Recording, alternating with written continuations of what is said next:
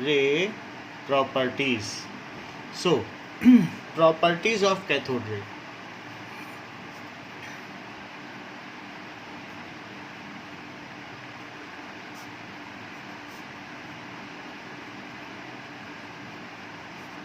कुछ प्रॉपर्टीज बताओ अमानशी cathode rays की.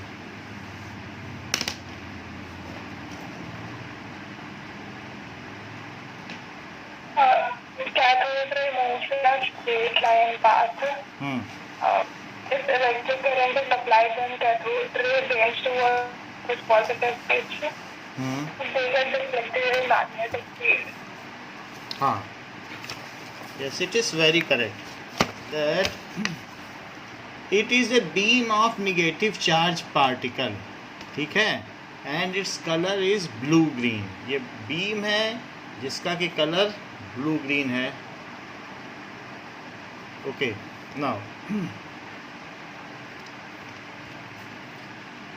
Cathode ray is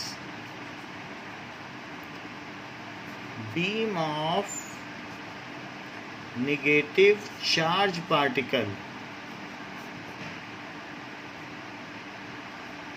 which originate from cathode in discharge tube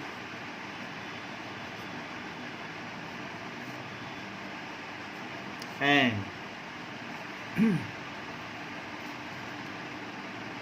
get discharged at और discharge हो जाती है get discharge at anode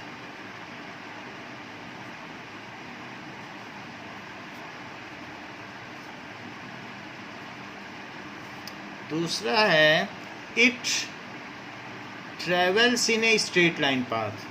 It travels in straight line path if electric field is applied. यानी positive और negative charge की plate लगाई जाए then it get deflected towards positive plate. If electric field is applied then it get deflected towards positive plate. ये सारी जो भी जानकारियाँ थीं कुछ फैराडे ने दी, कुछ मिल्टन ने दी, कुछ क्रूक्स ने दी. So it is aggregate of those experiment which were done in cathode ray discharge tube. जैसे कि कैथोड रे डिस्चार्ज ट्यूब है हमारे, क्या आपके घर में कोई कैथोड रे डिस्चार्ज ट्यूब है कि नहीं है अमानशी? बोलो. है ट्यूबलाइट.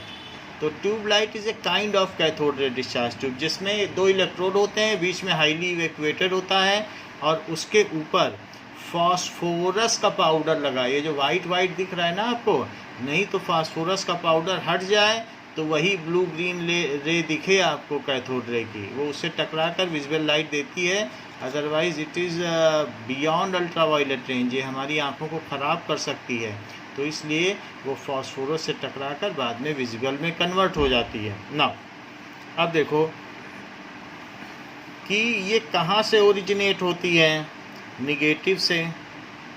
और अगर ये तो वैक्यूम है, टू वैक्यूम, अगर मान लीजिए यहाँ पर आपने प्लेट्स लगा दी हैं प्लस और माइनस, तो उसके लिए आप एक अलग से सर्किट बना दीजिए और 10 वोल्ट का एक सेल लगा दें जिससे कि इसको कनेक्शन दिया जा सके. तो ये प्लस हो गई और ये कैसी हो गई, माइनस. अब ये जो यहाँ से ये रे निकलेगी यहाँ तक तो स्ट्रेट लाइन में चलेगी, लेकिन जैसे ही फील्ड है तो फील्ड आने पर ये प्लस की ओर मुड़ जाएगी. So it get deflected towards positive plate. इससे ये प्रूव होता है कि ये निगेटिव चार्ज के बीम है। वैसे भी निगेटिव से चल के पॉजिटिव की ओर डिस्चार्ज होने जा रही थी, पॉजिटिव पहले ही मिल गया तो उधर मुड़ गई। सो इस तरीके से it get deflected towards positive plate. ये फील्ड है, इलेक्ट्रिक फील्ड। इलेक्ट्रिक फील्ड का क्या मतलब होता है? मान लो ये प्लस है और ये माइनस है, तो जिधर पॉजिटिव चार्ज जाए उसको कहते हैं फील्ड की डायरेक्शन। तो पॉजिटिव चार्ज किधर जाएगा बताओ? प्लस से माइनस जाएगा कि नहीं? So the force experienced by positive charge in any group of charge is known as electric field. जैसे कि ये अर्थ है, तो जिधर मास गिरे उधर ग्रेविटेशनल फील्ड कही जाएगी। तो मास किधर गिरता है? अर्थ के सेंटर की ओर गिरता है कि नहीं? तो ग्रेविटेशनल फील्ड किधर हुई? It is always directed towards centre. बोलो बात सही है? उसी तरीके से जहाँ पॉजिटिव चार्ज जाए उसको क्या कहोगे? Electric field. तो ये इलेक्ट्रिक फील्ड हुई। तो इलेक्ट्रिक फील्ड कहाँ से कहाँ तक की ओर होती है? प्लस से माइनस होती है। कैसी होती है? प्लस से माइनस।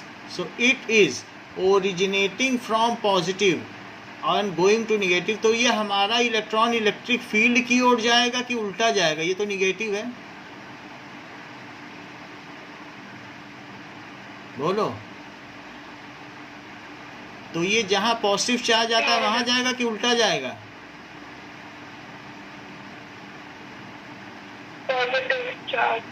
पॉजिटिव जिधर चार्ज जिधर जाए वो होती है इलेक्ट्रिक फील्ड की डायरेक्शन। यहाँ से छोड़ दो तो पॉजिटिव चार्ज कहाँ जाएगा? नीचे जाएगा। और इलेक्ट्रॉन छोड़ दो तो वो कहाँ जाएगा? इलेक्ट्रिक फील्ड की तरफ जाएगा कि उल्टा? उल्टा। हाँ, तो इस तरीके से ये इलेक्ट्रिक फील्ड हो गई। The direction of force experienced by unit positive charge is known as electric field. तो यूनिट पॉजिटिव चार्ज जो फोर्स एक्सपीरियंस करता है उसको इलेक्ट्रिक फील्ड कहते हैं। The direction of force experienced by unit positive charge. एक कूलम पॉजिटिव चार्ज लेना is called, उसको क्या कहेंगे? Electric field. It is directed, जो इलेक्ट्रिक फील्ड होती है उसको ई से डिनोट करते हैं, और it is directed from positive to negative plate. So it is directed from positive to negative plate. तो जो हमारा केस है हम यहाँ क्या लिख दें? It deflects towards positive plate, that means opposite to electric field. कैसे चलाइए? Opposite to electric field. यानी ये पॉजिटिव की ओर चला, और जबकि फील्ड खुद ही पॉजिटिव से चल रही है, पॉजिटिव से निगेटिव चल रही है कि नहीं? और इलेक्ट्रॉन यहाँ चला जाएगा। इलेक्ट्रॉन यहाँ छोड़ो तो कहाँ चला जाएगा? फील्ड की तरफ जाएगा कि उल्टा? बोलो ना। तो ये बात हो गई। ये सीधी रेखा में तो चलते हैं। सो it is blue green beam. It is blue green beam होती है, ठीक है। विच during discharge produce crackling sound. विच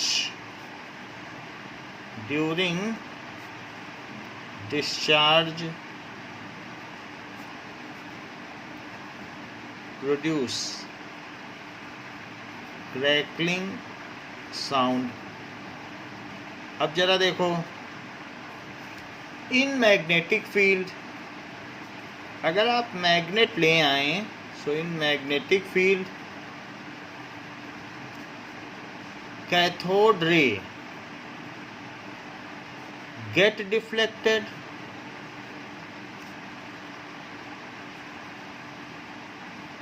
as per Fleming's left hand rule.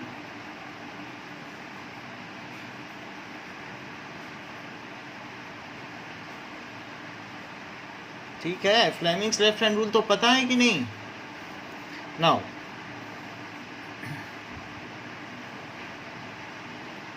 ये मान लीजिए हमारे पास कैथोड रे है और ये यहाँ से आई और मैंने इसमें मैग्नेट लगा दिए, यानी अगर एक तरफ मैं नॉर्थ पोल लगा दूँ और एक तरफ क्या लगा दूँ, साउथ पोल, तो मैग्नेटिक फील्ड कहाँ से कहाँ पैदा होती है, कहाँ से निकलती है और कहाँ जाती है? बार मैग्नेट पे मालूम है कहाँ से निकलती है? नॉर्थ से निकलती कि साउथ से? नॉर्थ से निकलती है, साउथ को एंटर करती है, तो ये मैग्नेटिक फील्ड की ये डायरेक्शन है। अच्छा, अगर ये बताओ कैथोड रे यहाँ से आ रही है, ये इलेक्ट्रॉन जो है वही है कैथोड रे, तो मुझे ये बता दो कि करंट किधर है? करंट इस तरफ है कि इस तरफ है? जबकि ये निगेटिव प्लेट है और ये पॉजिटिव प्लेट है। करंट की डायरेक्शन किधर से किधर है? प्लस से माइनस कि माइनस से प्लस? बोलो, what is the direction of current? Plus से माइनस, क्योंकि इलेक्ट्रॉन के उल्टी दिशा में करंट चलती है। तो अब आप अपने फिंगर में FBI लिख लो, लेफ्ट हैंड में, इस थंब में लिखो F, ये देखो मैंने F लिख लिया है, फिर इस पे लिखो B और इस पे लिख लो I, foreign bureau of investigation, FBI लिख लिया। अच्छा, करंट किधर बताई आपने? बताओ, उधर बताई? बोलो, B उल्टी कर लो, B नीचे है। सो इस तरीके से, यानी ये अब डिफ्लेक्ट हो जाएगा पीछे की तरफ। सारी चीज़ देख लें तो ये पीछे की तरफ हो जाएगा। हाउएवर वी कैन चेंज, तो हम और थोड़ा सा इसे मॉडिफाई करेंगे जिससे कि आपको जो फोर्स है वो ऊपर या नीचे पता चले। तो हम इसको परपेंडिकुलर लगा दे रहे हैं, देखो थोड़ा सा और चेंज कर लें so that it is more clear to you. Now हमने एक ऐसी फील्ड लगा दी है, ये magnet, so that it is like this. तो हमारा मैग्नेट ऐसा है,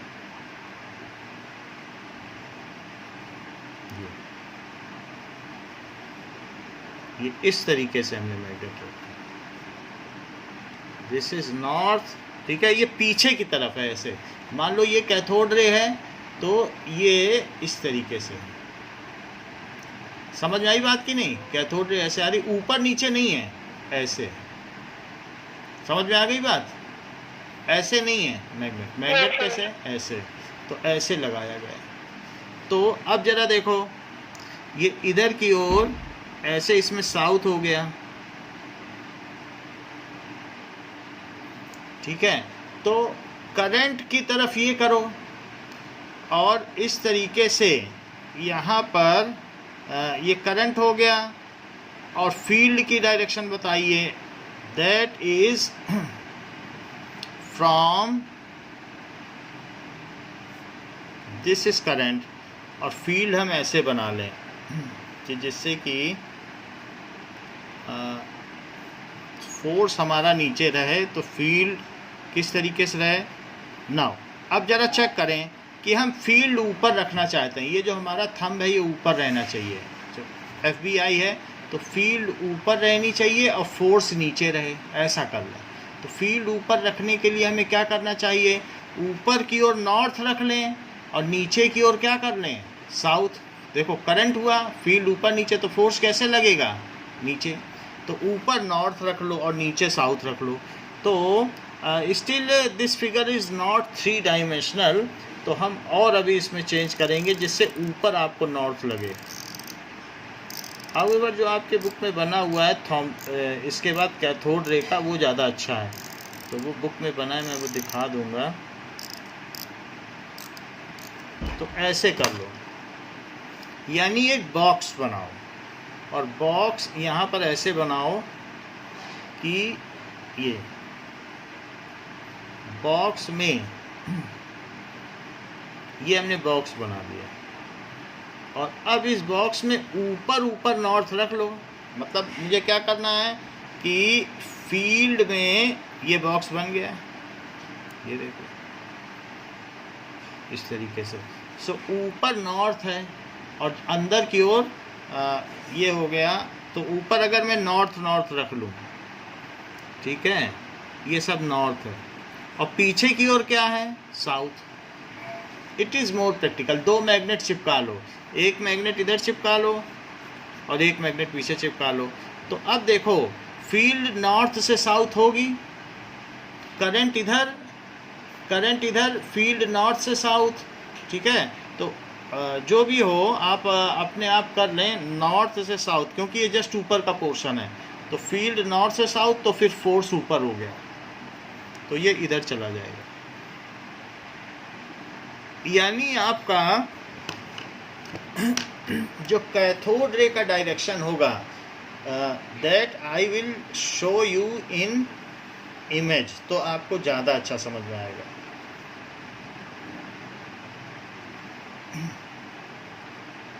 Now, J.J. Thomson's cathode ray discharge tube apparatus.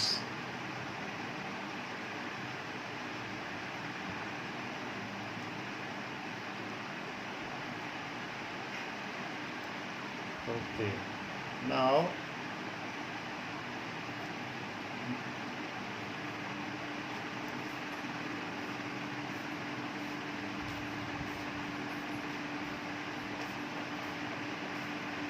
let us see it to understand in a more, ये अब यहाँ से पता चलेगा कि ये देखिए इस ऑपरेटर्स को आप देखिए। So let us understand by this operators. तो यहाँ पर देखने से आपको क्या पता चल रहा है कि पीछे से, ठीक है, पीछे से एक बीम आई, तो पीछे से बीम आई तो करंट किधर हुई बताओ, FBI करंट ऐसी हो गई। अब नॉर्थ साउथ को डिटरमाइन करो, करंट ऐसी तो बी ऐसी हो गई। तो बताओ फोर्स ऊपर लगा, ये देखो थंब, बी देखो कैसे है, नॉर्थ से साउथ है कि नहीं। तो अगर हमने नॉर्थ से साउथ कर दिया, ये हुई करंट, एक को करंट ले लो, करंट पीछे की तरफ ले लो, और बी कैसे ले लो, बी उल्टा ले लो। तो अब जैसे बी उल्टा लोगे तो क्या होगा, करंट इधर पीछे लॉक करो, बी इधर कर लो, तो फोर्स ऊपर है, तो इसकी वजह से ये ऊपर जा रहा है। So by this figure you can assess कि ये फील्ड की वजह से है। तो लेफ्ट हैंड के रूल से आप ये कर सकती हैं। अच्छा, एक प्लेट भी लगा दी है, कौन सी है, प्लस, तो प्लस की वजह से नीचे जा रहा है, चेक करो। और अगर दोनों को बैलेंस कर दो तो ना ऊपर जाए ना नीचे जाए, बीच में चला जाए। तो ये J.J. थॉमसन का ऑपरेटर्स था जिन्होंने charge of electron divided by mass of electron को निकाला, और उसके लिए उनको नोबेल प्राइज़ मिला। आपको ये पता चल गया ना कि ऊपर क्यों जा रहा है, फील्ड की वजह से। नीचे क्यों जा रहा है, देखो प्लस प्लेट है, जब हमने मैग्नेट हटा के प्लस प्लेट को बढ़ाया तो नीचे गया, मैग्नेट लगा दिया, इस पर स्विच ऑफ किया तो ऊपर गया, दोनों को बैलेंस किया तो बीच में गया। समझ में आई बात? चलो, सो हम ये कह सकते हैं it get deflected. Now it get deflected in, ये किस में डिफ्लेक्ट हो जाता है, मैग्नेटिक फील्ड में, as per Fleming left hand rule. और क्या क्या चीज़ें हैं, मैग्नेट का हमने आपको एक्सपेरिमेंट भी दिखा दिया था वीडियो में कि ये हो जाता है। इन केस चूंकि ये स्ट्रेट लाइन पाथ में रहता है, so if some Millikan cross होता है तो एक कोई क्रॉस रख लो, cross is put in path of, इसके पाथ में रखो cathode ray, then it cast shadow, ये उसकी छाया बनाता है, शेडो ऑन अदर साइड। तो अगर मान लो लाइट सीधी रेखा में चलती है तो क्या उससे शेडो बनती है? बिल्डिंग की शेडो, हमारी शेडो, तो जो चीज़ स्ट्रेट लाइन पाथ में चलती है उसकी शेडो बनती है। सो अदर साइड, इससे क्या पता चलता है कि that means cathode ray travels in a straight line path. This shows cathode ray travels in straight line path। कहने का मतलब है कि मान लीजिए कि ये हमारी नेगेटिव प्लेट है और रास्ते में एक इस तरीके का हमने क्रॉस रख दिया,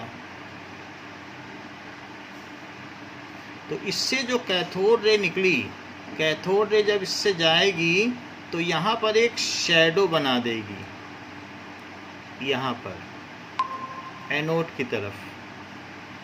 तो ये एनोड है, तो यहाँ पर आपको छाया मिलेगी।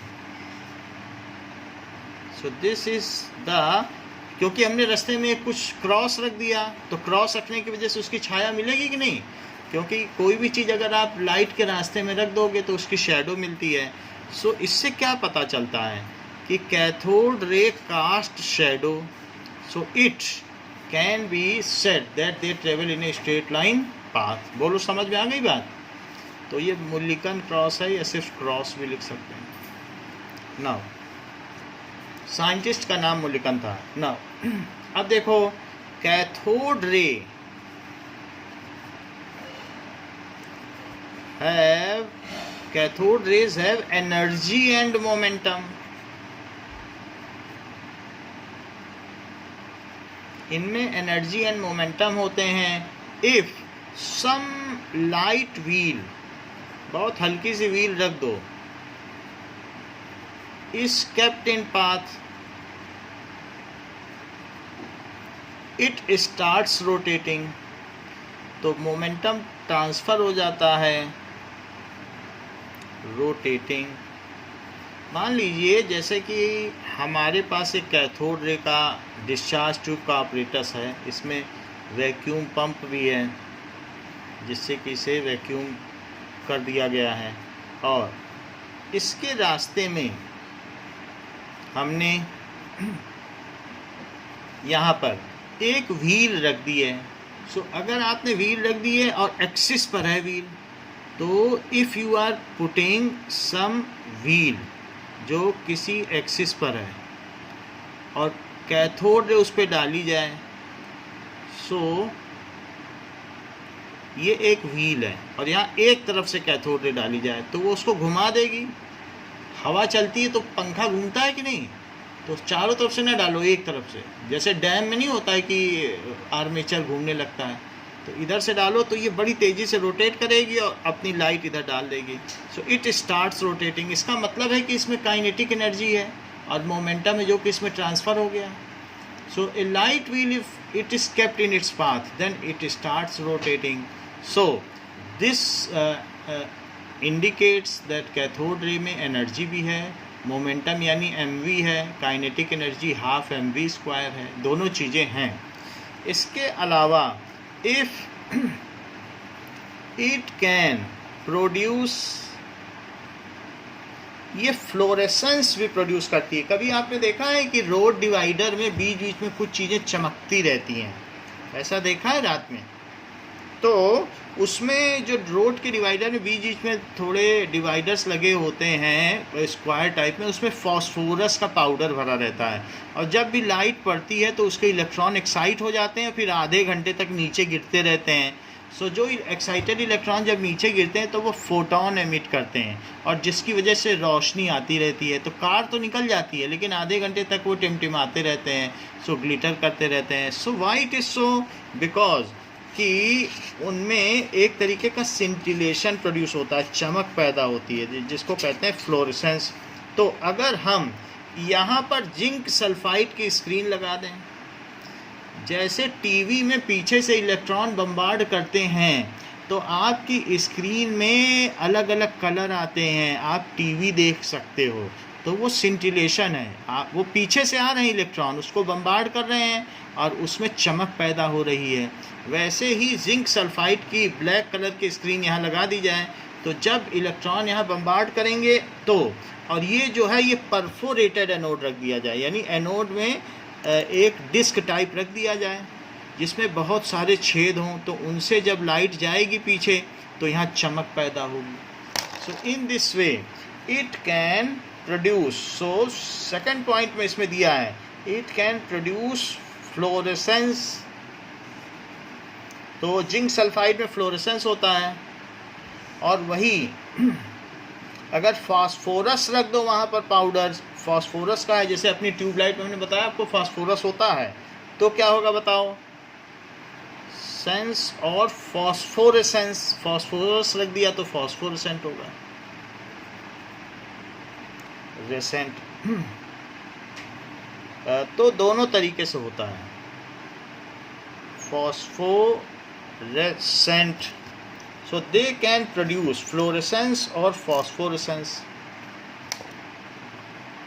ये फॉस्फोरस में है और ये जेडएनएस में है, बट दोनों ही केमिको ल्यूमिनेसेंस हैं, मतलब चमक पैदा कर रहे हैं तो ल्यूमिनेसेंस है, और ये केमिकल की वजह से है। सो प्रोड्यूस, ठीक है।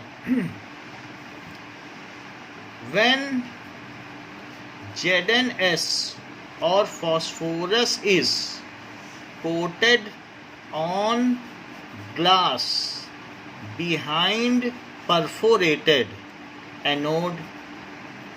परफोरेटेड का मतलब छिद्रिल, जैसे सीव होता है आटा चालने वाली चलनी, ऐसा एनोड रख दो तो उसमें क्या होगा कि कैथोड रे पास हो जाएगी और पीछे चमक पैदा करेगी, तो परफोरेटेड एनोड। तो यहाँ पर आपकी बुक में दिखाया गया है कि इस तरीके से करने पर ये ऐसा प्रोड्यूस करता है। तो दिस इज़ लाइक दिस, तो यहाँ पीछे चमक पैदा हो रही है, शाइनिंग। अगर आपने धूप का चश्मा कभी पहना है तो जैसे ही सन में निकलते हो तो क्या होता है बताओ, सन में निकलते ही उसका वो सिल्वर कलर का हो जाता है, बोलो। ऐसे चश्मे देखें, गॉगल्स, तो उसको कहते हैं सिंटिलेशन। जहाँ पर इलेक्ट्रॉन टकराएगा वहाँ पर चमक पैदा करता है, सिल्वर शाइनिंग, जिसको कहते हैं सिंटिलेशन। फिर थोड़ी देर में वो 10 मिनट में या 5 मिनट में फिर गायब हो जाता है घर में जब वापस आ जाओ। सो इट प्रोड्यूस, जहाँ इलेक्ट्रॉन टकराएगा जिंक सल्फाइड के स्क्रीन में, तो जिंक सल्फाइड के स्क्रीन में जहाँ टकराएगा वहाँ एक चमक पैदा करेगा, वो scintillation. Scintillation on zinc sulphide screen, जो कि परसिस्ट करता है, थोड़ी देर तक परसिस्ट करता है। अब हम जो कैथोड रे की प्रॉपर्टी हमने देखी है उसको हम कुछ वीडियोस के माध्यम से भी देखें कि नाउ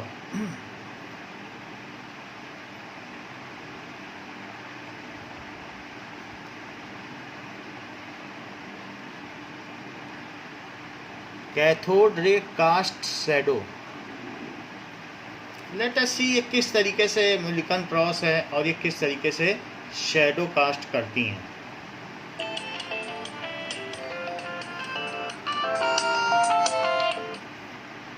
ये है, इसमें बीच में ये कैथोड रे है,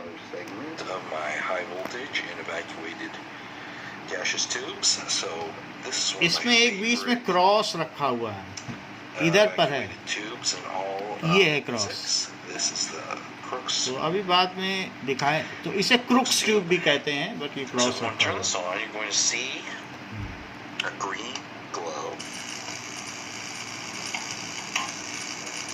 तो थोड़ा देखने पे पता चलेगा।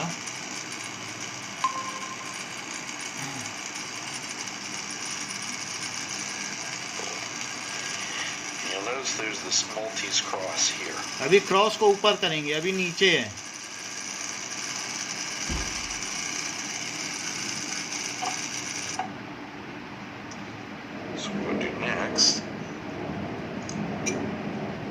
ये क्रॉस है, क्रॉस को सीधा कर दिया, देखो क्रॉस दिख रहा है।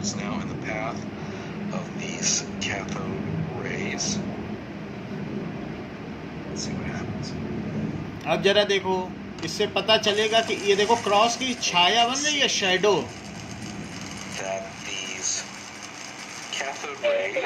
तो इससे क्या पता चलता है? Cathode ray travels in state. अगर ये अंधेरा कर दें तो और स्पष्ट दिखे। सो अभी तो खैर वो वैसे ही अब लाइट कर दी, पहले अंधेरा था। तो ये जो शेडो है, it is travelling in a straight line path, इससे पता चलता है दिस इज शेडो। बाकी मैग्नेट से डिफ्लेक्शन भी करा सकते हैं, ऊपर नीचे भी कर सकते हैं, ऊपर या नीचे करा जा सकता है। That is the separate issue and we are not concern with it कि ये क्या करता है। Let us see the thing कि ये किस तरीके से किसी व्हील को रोटेट कर सकता है। सो cathode ray can rotate wheel. Now this is also interesting to see कि this is a simple demonstration of cathode ray. now let us see it. एक ये व्हील रखी है रास्ते में, बहुत हल्की व्हील है, तो इसमें मोमेंटम होता है। ये व्हील रोटेट हो रही है, दिख रहा? तो कैथोड रे में अगर हमने व्हील रख दी है, सो ये व्हील है, और एक तरफ से वो लाओ बीम, तो ये इसे रोटेट कर देती है।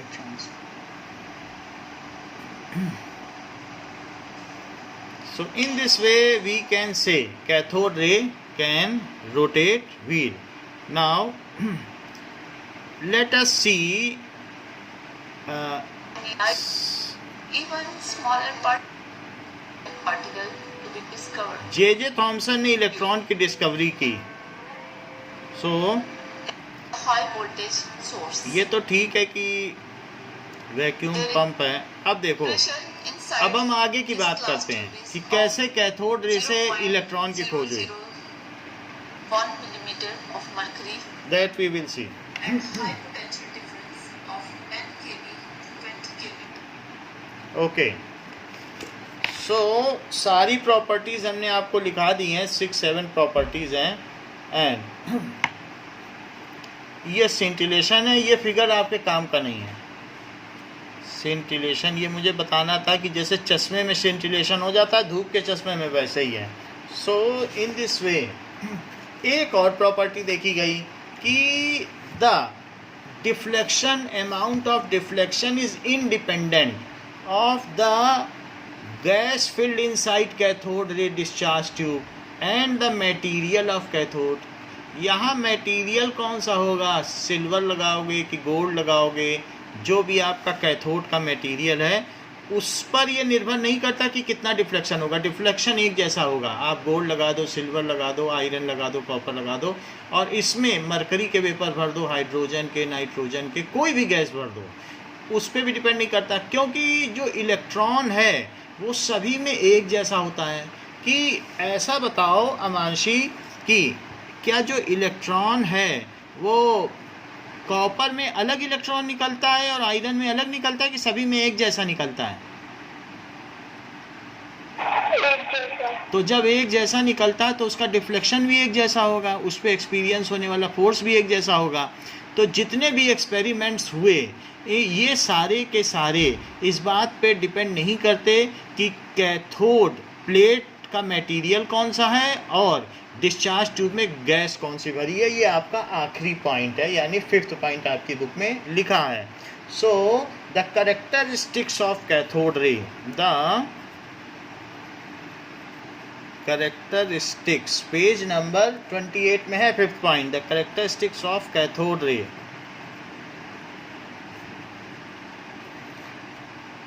Do not depend upon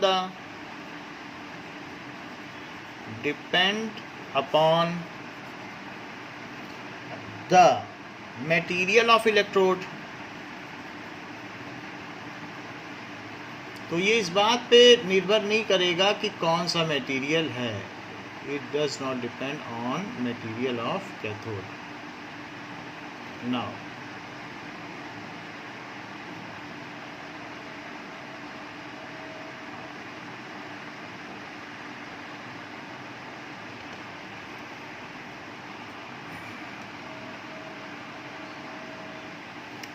not depend on the material of cathode, और जो भी कैथोड है मटेरियल ऑफ इलेक्ट्रोड भी लिख सकते हो, electrode, and nature of gas present,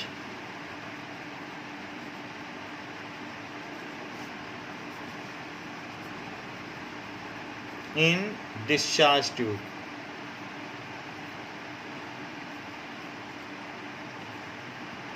okay, now अब जरा देखो, इन सब चीज़ों पे डिपेंड नहीं करता है. So E/m ratio of electron, E/m charge to mass ratio.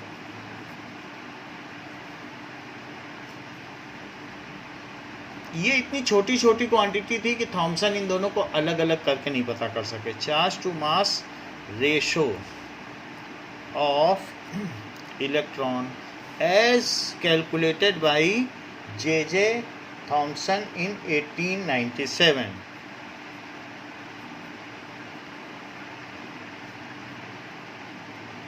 में इन्होंने पता लगाया. So the British physicist, he measured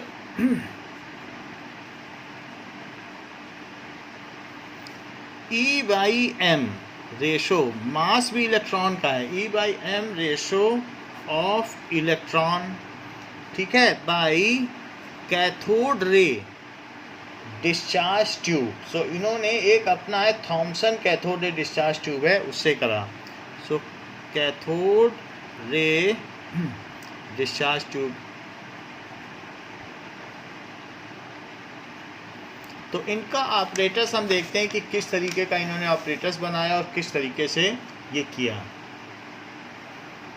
now सबसे पहले इन्होंने जो कैथोड रे उसका हाईली कॉलीमेटेड बीम बनाई. कॉलीमेटेड का मतलब होता है कि यहाँ पर तो इन्होंने कैथोड रे ली और यहीं एनोड भी ले लिया. एनोड दूर नहीं लिया, ये एनोड ले लिया और एनोड में बहुत छोटा सा छेद किया. यानी अगर कैथोड रे निकले तो सिर्फ इसी में से निकले और इसी में से निकले और कहीं से ना निकले. बाकी ये आगे ये Thomson's cathode ray discharge tube के नाम से कही जाती है, क्योंकि J.J. थॉमसन ने इसको यूज़ किया था अपना स्पेशल ऑपरेटर्स. सो और ये सामने एक तरीके की स्क्रीन है जिसको जिंक सल्फाइड की स्क्रीन कहेंगे, जिसमें सिंटिलेशन प्रोड्यूस किए गए. So this is zinc sulphide screen. अब देखो तो इसमें पेंटिंग कर दी जिंक सल्फाइड की. अब यहाँ पर इन्होंने ऊपर और नीचे तो कुछ लगाया और साथ ही साथ यहाँ पर नॉर्थ एंड साउथ भी लगा दिया कि जिससे ये पता लगाया जा सके कि ये तो यहाँ पर इस तरीके से साइड बाय साइड में मैग्नेट लगा दिया.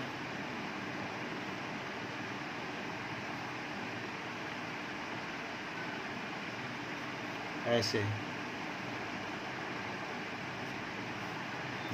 So this is magnet. तो यहाँ पर साउथ रखा और यहाँ पर नॉर्थ रखा. बुक में थोड़ा उल्टा बना हुआ है, मैंने इसको ठीक कर दिया है. तो ये साउथ है, ये नॉर्थ है. अच्छा, ये जो बीम आ रही है ये किसकी है?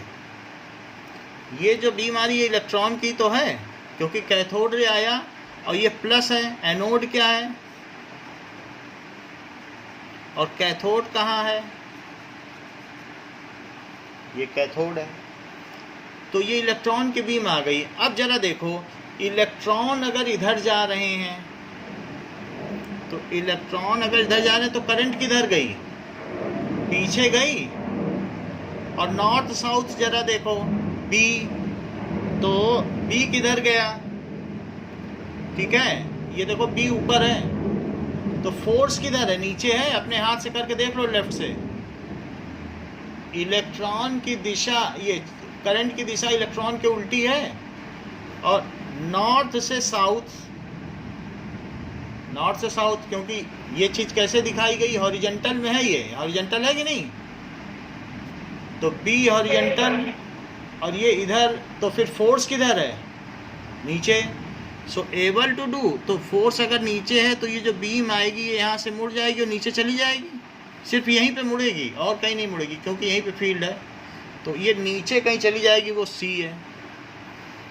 अच्छा, अब अगर मैं ऊपर में एक पॉजिटिव प्लेट लगा दूं, जैसा बुक में लगाया गया है, तो क्या होगा? और एक नीचे की ओर भी प्लेट लगा दूं, तो नीचे भी एक प्लेट लगा दी, तो ऊपर और जो नीचे की प्लेट है उनमें कुछ चार्ज लगा दिया जाए। ऊपर पॉजिटिव चार्ज और नीचे निगेटिव चार्ज है, ऐसा कर दो। ये देखो, तो ये सब माइनस माइनस है। बताओ इलेक्ट्रॉन कहाँ मुड़ेंगे, ऊपर या नीचे? तो यहाँ से अगर मैं इलेक्ट्रिक फील्ड बढ़ाता हूँ तो इसको, ये ऊपर चला जाएगा। तो दिस इज ए। अच्छा, अब जरा देखो, मैंने आपको बताया था कि force experienced by 1 coulomb charge कितना होता है? बताओ। Force experienced by 1 coulomb charge, it is equals to कि कितना फोर्स एक्सपीरियंस हो रहा है 1 कूलम्ब चार्ज पर। It is equals to electric field. इसे क्या कहते हैं बताइए? Electric field. और वो कैसे निकलेगा कि उस पर कितना फोर्स लगा इलेक्ट्रोस्टैटिक और कितना चार्ज था। जरा ध्यान दीजिएगा, चार्ज क्यू है। मान लो 2 कूलम्ब चार्ज पे 10 न्यूटन का फोर्स लगा, तो बताओ 1 कूलम्ब पे कितना लगा होगा?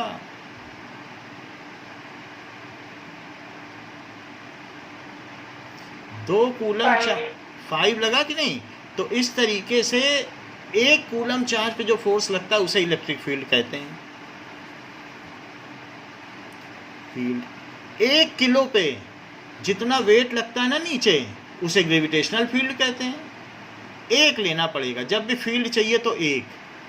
तो 1 किलो पे नीचे जो फोर्स लगता है वो 9.8 न्यूटन लगता है। यही है ग्रेविटेशनल फील्ड, यही जी है। 1 किलो पे जितना इलेक्ट्रोस्टैटिक फोर्स है वो ई है। दोनों फील्ड ही हैं, ये भी इलेक्ट्रिक फील्ड है और वो ग्रेविटेशनल फील्ड। तो बताओ एफ क्या हो जाएगा? क्या ये ई क्यू हो जाएगा? फिर क्योंकि ये 1 कूलम्ब पर चार्ज है, इसी को देखो इसी फार्मूले से, तो एफ क्या हो गया? E Q. सही बात है। यानी टोटल फोर्स हमें मालूम नहीं ना कि इलेक्ट्रॉन का कितना चार्ज है, 1 कूलम्ब है, 2 कूलम्ब है, या उससे बहुत कम है, हमें मालूम ही नहीं है। तो 1 पे इतना चार्ज, तो Q पे कितना चार्ज? तो फॉर इलेक्ट्रॉन क्या हो जाएगा? चार्ज जो Fe है वो E कहलाएगा, क्योंकि इलेक्ट्रॉन पर कितना चार्ज होता है बताओ? E माना जाएगा कि नहीं? बताइए। अच्छा, for magnetic field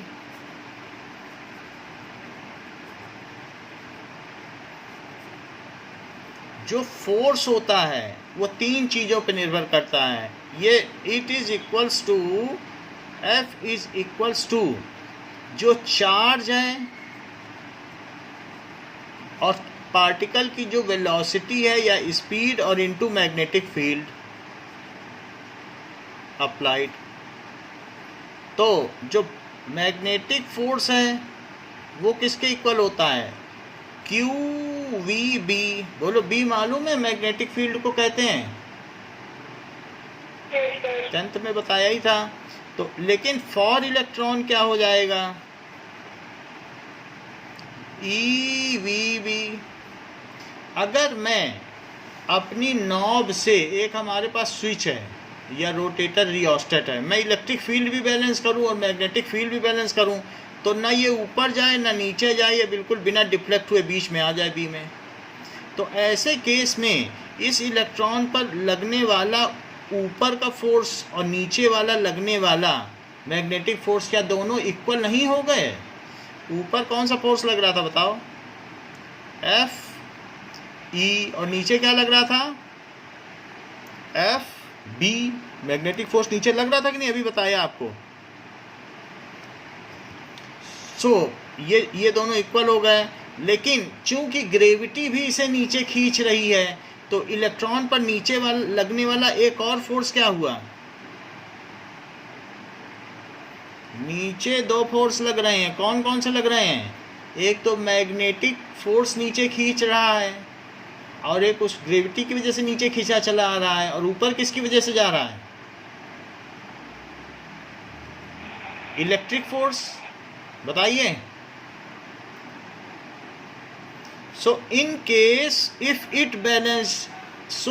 in case of no deflection, the upper side force is equal to lower side force. They will act as balance force because these are opposite in direction. So in case of no deflection,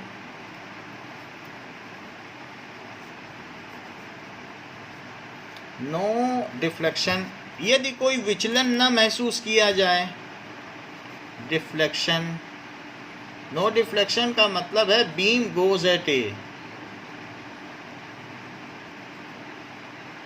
तो ऐसे case में upward force is equals to sum of downward force. Downward कौन कौन से हैं? Gravitational force plus magnetic force, और ऊपर कौन सा लग रहा है?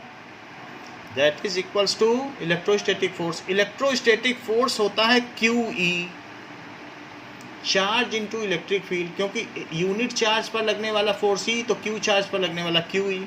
जबकि ये किस किस पे डिपेंड करता है? Q चार्ज पे भी डिपेंड करता है, वेलोसिटी पे भी डिपेंड करता है, और फील्ड पर भी। इसी तरीके से यूनिट मैग्नेटिक स्ट्रेंथ भी होती है, उस पर लगने वाला ये मैग्नेटिक फील्ड है, ये इलेक्ट्रिक फील्ड है, और यूनिट पोल स्ट्रेंथ 12th में आप पढ़ेंगे, और ये है मैग्नेटिक फील्ड, और ये है FG, ये ग्रेविटेशनल फील्ड है, तो इसे mg लिख दें। बोलो, समझ में आ गई? ये क्या है? कौन सा केस है? Case of balanced force. बोलो, समझ में आया तो आगे चले, नहीं तो हम फिर पीछे से समझा सकते हैं। बोलो। चलो, QE माइनस VB, अगर मैं इसको इधर ले आऊं तो उधर क्या बचता है? mg बचता है। तो बताओ Q/m क्या हुआ? m नीचे ले आओ और g उधर रखो, और यहां से क्या करो? E minus VB। g की वैल्यू नोन थी 9.8। इलेक्ट्रिक फील्ड कितनी लगाई? ये मालूम थी, इलेक्ट्रिक फील्ड पता लगाई जा सकती थी कि कितना फोर्स लगता है 1 कूलम पे 2 कूलम पे। B भी नोन था कि किस स्ट्रेंथ का मैग्नेट लगाया। उस पार्टिकल की वेलोसिटी भी नोन थी कि जो कैथोड रे आ रही है उसकी कितनी वेलोसिटी। ये सारी की सारी चीज़ें थॉमसन को पता थी उनके एक्सपेरिमेंट में। तो उन्होंने E/m, Q किसका चार्ज है? चूँकि इलेक्ट्रॉन लिया है तो E/m हो गया, तो E/m का रेशो उन्होंने इन सब चीज़ों के ऊपर निकाला, और E/m ही लिख दो क्योंकि मास ऑफ इलेक्ट्रॉन है। So that is 1.758820 into 10⁻11। और ये सारी चीज़ें, ये कूलम है और ये है kg, तो कूलम पर kg हुआ कि नहीं? राइट से भी निकालोगे तो यही यूनिट बनेगी। तो इस तरीके से हमने देखा कि now it is coulomb per KG. ये जो रेशो इन्होंने निकाला, अलग अलग तो नहीं निकाल पाए क्योंकि दोनों ही चीज़ें अननोन थी। इतना छोटा पार्टिकल, कहाँ उसका ये चार्ज निकालते, कहाँ मास निकालते, तो 2 अननोन का इन्होंने एक रेशो भर निकाल दिया। लेकिन इस बात पर, और जो इनका एक्सपेरिमेंट किया गया उस पर इनको एक नोबेल प्राइज़ मिला। थॉमसन को E/m charge to mass ratio निकालने पर नोबेल प्राइज़ मिला। अब हम देखेंगे कि इन्होंने 3 पॉइंट दिए हैं, आपकी बुक में लिखे हुए हैं। पहला पॉइंट, सेकंड पॉइंट और थर्ड पॉइंट जरा उसे पढ़ें कि that is the magnitude of negative charge on particle greater the magnitude of charge on the particle greater is the interaction with electron और magnetic field then greater is deflection. अगर ज़्यादा उस पर charge होता तो पहले पॉइंट कहता है कि जो मैग्नेटिक फोर्स है it is directly proportional to E, जितना चार्ज ज़्यादा होता उतना डिफ्लेक्शन ज़्यादा होता है। सेकंड पॉइंट क्या कहता है, द मास ऑफ पार्टिकल ज़्यादा है तो भी डिफ्लेक्शन ज़्यादा होता, क्योंकि ग्रेविटेशनल फोर्स क्या करता है बताइए, वो किस पे डिपेंड करता है, मास पे, क्योंकि एफ जी किसके इक्वल होता है, एम जी। एफ बी किसके इक्वल होता है, क्यू वी बी या ई वी बी। और तीसरी चीज़ क्या कही गई बताइए, द स्ट्रेंथ ऑफ इलेक्ट्रिक और magnetic field the deflection will be more. तो F E is also proportional to charge of electron, तो एफ ई क्या होगा, तो इसी बेसिस पे इन्होंने निकाल लिया। So F E is equal to E E, यानी चार्ज इनटू फील्ड। इसी तरीके से मास इनटू फील्ड, ग्रेविटेशन के केस में फील्ड है ना, 1 किलो पे कितना फोर्स, तो 10 किलो पे कितना फोर्स, 1 कूलम पे इतना फोर्स। फील्ड को कहते हैं 1 किलो पे लगने, 1 यूनिट फिजिकल क्वांटिटी पे लगने वाला फोर्स। तो 1 कूलम पे इतना फोर्स, तो ई कूलम पे कितना फोर्स, 1 किलो पे इतना ग्रेविटेशनल फोर्स, तो 10 किलो पे कितना। ऐसे ही यहाँ पर है, जो चार्ज है उस पर इतना फील्ड, तो ई चार्ज पे कितना फील्ड, 1 चार्ज पे इतना, तो ई चार्ज, ये वेलोसिटी पे भी निर्भर करता है। अब ये सब चीज़ें देखी गई। And he has found the ratio of this. Now we will see that what was the J.J. Thomson's experiment.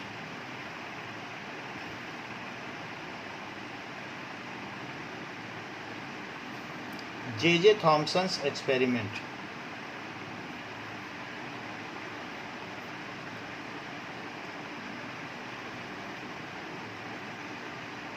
Now,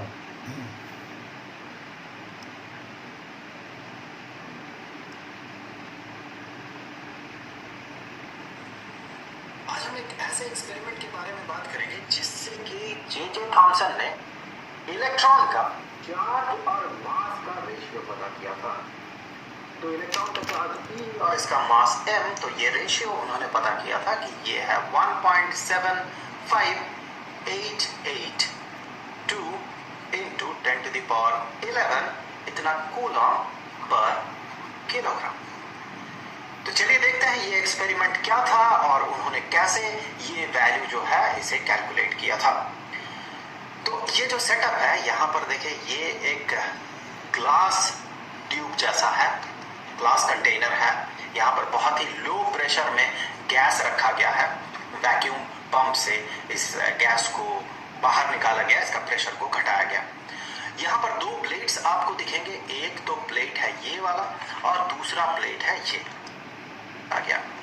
तो ये वोल्टेज बढ़ाते साथ जब काफी वोल्टेज बढ़ गया तो ये दिखा कि यहाँ ये एक तरीके का 3 डायमेंशनल फिगर है। अब हम आगे देखें, ये पॉजिटिव टर्मिनल, ये negative terminal, positive negative terminal लगा दिया, ये भी समझ में आता है।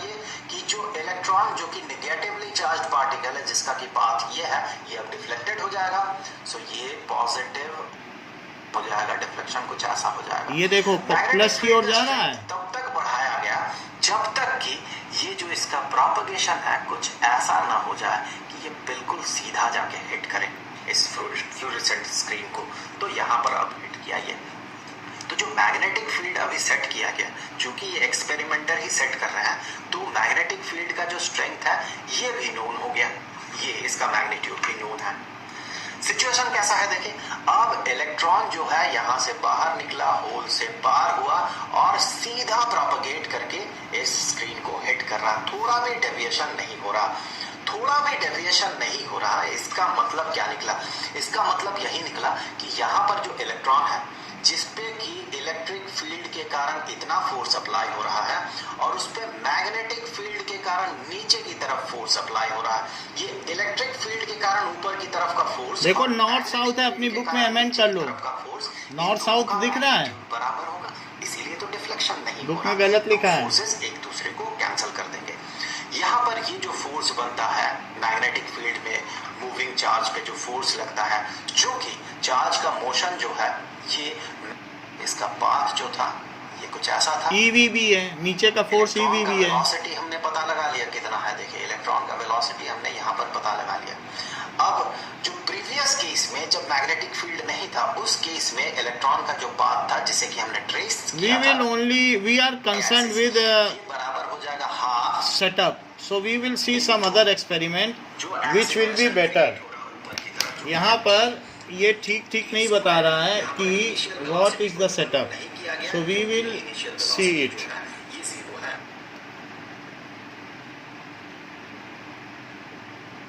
Now this is experimental setup, now it is better to see this।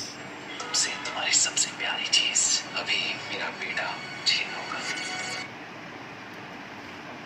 इस चीज को देखो। This tutorial is presented in view of J.J. Thomson's experiment to find the charge to mass ratio of an electron. The setup of the experiment is like this. ये है, A cathode ray tube is like this. ये यहाँ पर coating की It गई has है a zinc cathode sulphur. here and an anode over here. The region between the cathode and the anode has gas at very low pressure. When a very high voltage is applied between them, the gas is ionized. The तो ये negative तो particles अलग that अलग are है, formed after इसमें ionization measuring of the scale gas भी लिखा है are पीछे कि attracted जीरो कहाँ towards पर the है, anode. ये इसमें। These negatively charged particles were proved to be nothing but electrons and were called cathode rays. तो ये कैथोड है, यहाँ पर These एक rays were होल shot है into एनोड a में, beam बहुत by छोटा making सा a slit in the anode. ये एनोड है, छोटा सा छेद है, Over here in this ये metal देखो, plate, which was connected इससे to the कॉलीमेशन हो रहा है, बहुत फाइन बीम At निकल the रही end है। of the tube is a large sphere ये स्केल है, which is coated by some phosphorescent material phosphorus से such कोटेड है। that the beam after striking over here create a bright spot. A scale ये is high provided voltage से over here connected to है, measure लिखा है the ऊपर high diffraction of the voltage, beam. High When there voltage. is no electrical or magnetic field, the beam travel in a straight line and there is no deflection. ये beam दिख रहा है, बहुत पतला सा दिख रहा है beam, The beam over here passes between two parallel aluminum plates. ये बीम दिख रही है। When they are connected to a battery, the beam experiences an electric field in this direction. अब ये देखो एक And इलेक्ट्रिक फील्ड है, experience a ये force in the opposite ऊपर direction. नीचे The उस magnitude of this force is given by this.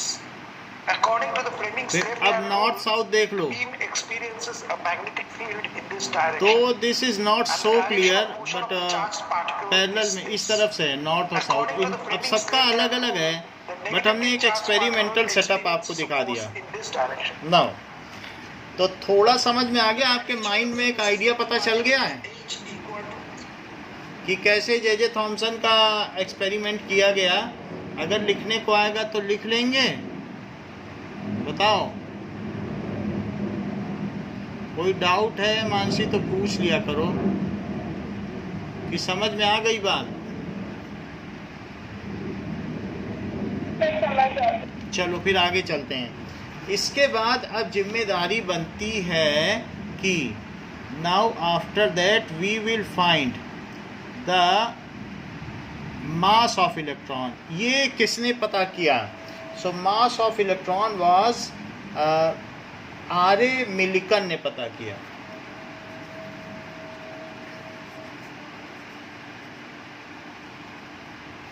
That is R A. अगर फिर मास पता चल जाएगा तो ई भी पता चल जाएगा, चार्ज भी। एक चीज पता चल जाए तो दोनों पता चल जाए। मिलिकन गए थे इनके एक्सपेरिमेंट को रिफ्यूट करने की, इन्होंने गलत किया है, लेकिन बाद में वो उनके एक्सपेरिमेंट को सही कर बैठे, उनको भी नोबेल प्राइज़ मिला। अब देखो मिलिकन का एक्सपेरिमेंटल सेटअप कैसा था। इन्होंने ऑयल ड्रॉप एक्सपेरिमेंट किया है।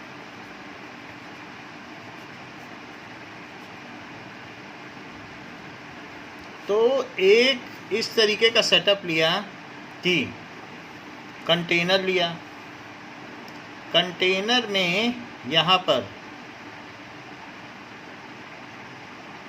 एक ऐसा पंप लगाया जिसमें से ऑयल स्प्रेयर है, ऑयल स्प्रे हो सके, तो इट इज़ ऑयल स्प्रेयर।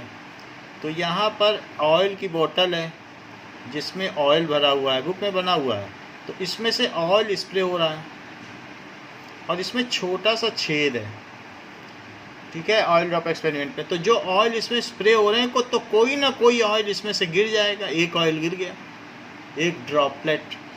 अब इसमें एक नीचे की भी सरफेस है और एक ऊपर की भी सरफेस है। तो ये इन्होंने इसके बाद क्या किया, यहाँ से एक एक्सरे, तो इस पर एक एक्सरे की बौछार की, बम्बार्डमेंट ऑफ एक्सरे। एक्सरे क्या करेगा, एक्सरे में बहुत एनर्जीज होती हैं, ये इसके अंदर के जितने भी एयर मॉलिक्यूल्स हैं उनमें से इलेक्ट्रॉन को निकाल फेंकेगा। क्यों? क्योंकि एक्सरे में इतने शक्तिशाली फोटॉन होते हैं, they completely ionize the electron. जब हमारे अर्थ के एटमॉस्फेयर में सन से रेज आती हैं तो वो एक्स रेज और गामा रेज हैं, और सबसे बाहर के एटमॉस्फेयर में ये सारे इलेक्ट्रॉन को निकाल देती हैं, और इसी वजह से उसका नाम आयोनोस्फीयर कहा जाता है। क्योंकि आउटर एटमॉस्फेयर क्या है, आयोनोस्फीयर।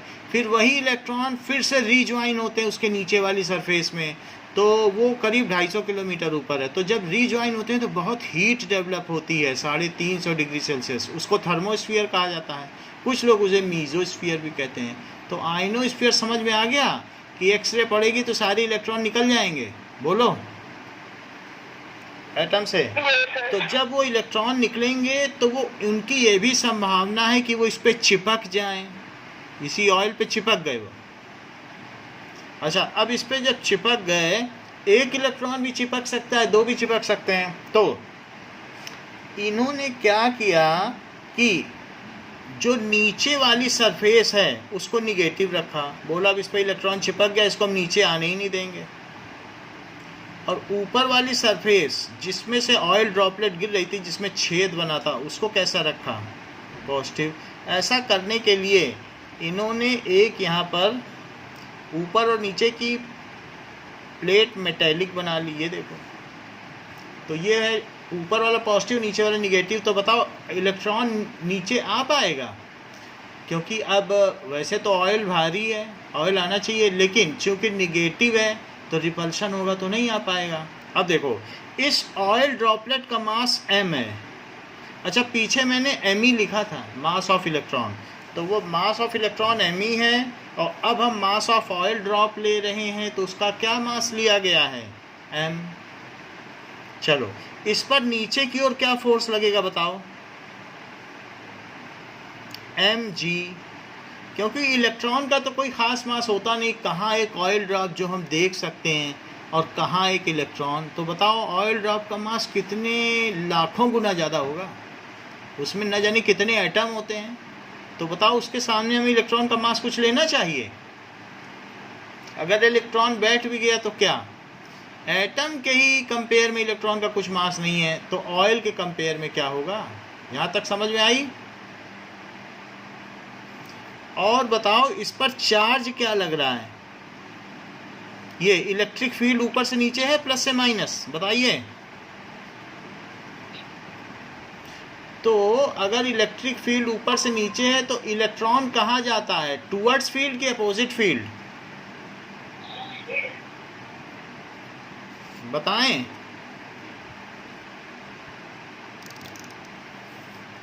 यानी पॉजिटिव चार्ज किधर जाते हैं, जिधर पॉजिटिव चार्ज चले उसे क्या कहते हो बताओ, फील्ड कहते हो कि नहीं। तो इलेक्ट्रॉन ऊपर ले जाना चाहेगा इसको, क्योंकि इलेक्ट्रॉन नीचे नहीं जाना चाहेगा, तो उसके ऊपर यहाँ पर इलेक्ट्रोस्टैटिक फील्ड लगेगी, और नीचे की ओर ऑयल ड्रॉप नीचे ले जानी चाहिए और उस पर बैठा हुआ इलेक्ट्रॉन उसे ऊपर ले जाना चाहेगा। और यहाँ इन्होंने एक टेलीस्कोप लगा दिया, और टेलीस्कोप लगा के देखा कि ये यहीं रुका रहे और कहीं जाने ना पाए, और अगर गिरे भी तो यूनिफॉर्म स्पीड से ही गिरे, जिससे कि ये टेलीस्कोप है। टेलीस्कोप इसके ठीक सामने नहीं लगाया, नहीं तो आपकी आंख पे ही एक्सरे गिर जाएगी। थोड़ा 120 डिग्री एंगल पर लगाया हमने, तो सामने दिखा दिया, क्योंकि इधर दिखाने में वैसा लगेगा। फिगर दिखाएंगे तो पता चल जाएगा। तो या ऊपर नीचे करके लगाइए, एक्सरे ऊपर ना गिरे। तो टेलीस्कोप से क्या देखा कि या तो ये रेस्ट पर हो तो ऊपर और नीचे लगने वाला फोर्स सेम हो जाए, ग्रेविटेशनल फोर्स, और साथ में इलेक्ट्रोस्टैटिक।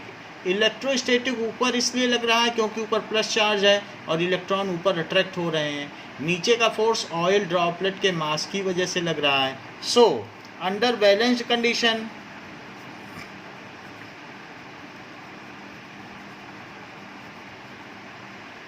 जो force, electrostatic force acting on electron which is upward, it is gravitational force acting on it. upward force तो E है और downward force mg है जो कि mass oil drop का है। where m is mass of oil drop, m is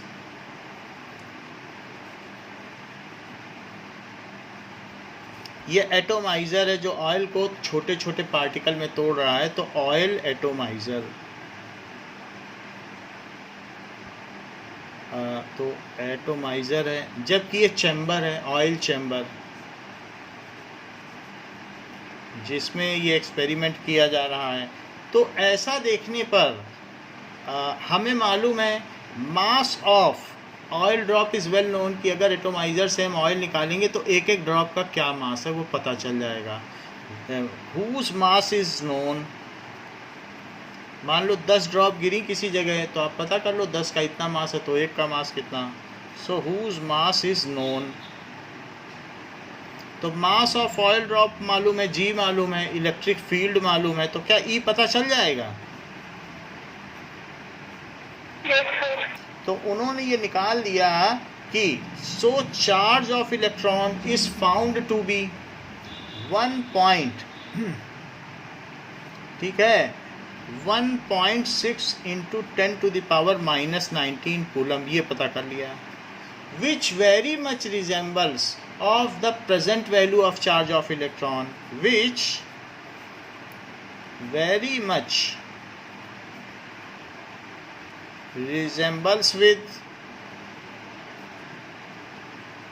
present value E is equals to 1.6022 into 10 to the power -19 coulomb. उससे ये मेल खाता है। इसका मतलब है कि इनका एक्सपेरिमेंट सफल रहा। फिर इन्होंने E/m रेशो में E की वैल्यू रख दी जो कि थॉमसन से ने 1.7588 तो याद ही रखना, 20 भले याद रहे या ना रहे, इतने कूलम पर केजी था। अब इसी में इलेक्ट्रॉन का मास रख दो तो E/1.758820 into 10 to the power 11, तो ME उधर चला गया और E इधर है। E की वैल्यू 1.6 रखो, क्योंकि मास तो निगेटिव नहीं हो सकता तो चार्ज तो पॉजिटिव रखना पड़ेगा।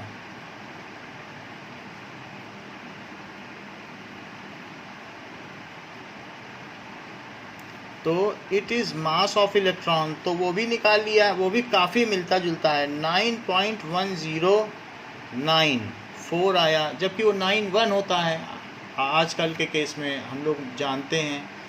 लेकिन अब जो भी है उन्होंने अपने समय में काफ़ी एक्यूरेट निकाल लिया।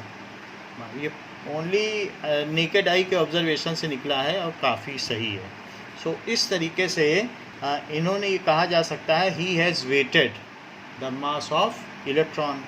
नाउ तो दोनों चीज़ें अब अलग अलग निकल गई, मास ऑफ इलेक्ट्रॉन भी अलग अलग निकल गया और चार्ज भी इन्होंने पता कर लिया। Charge and mass both was calculated by J Thomson. Let us see J Thomson ने किस एक्चुअल एक्सपेरिमेंटल सेटअप, ये मिलिकन ने कौन सा एक्सपेरिमेंटल सेटअप लिया था। आर.ए. Millikan's experimental setup.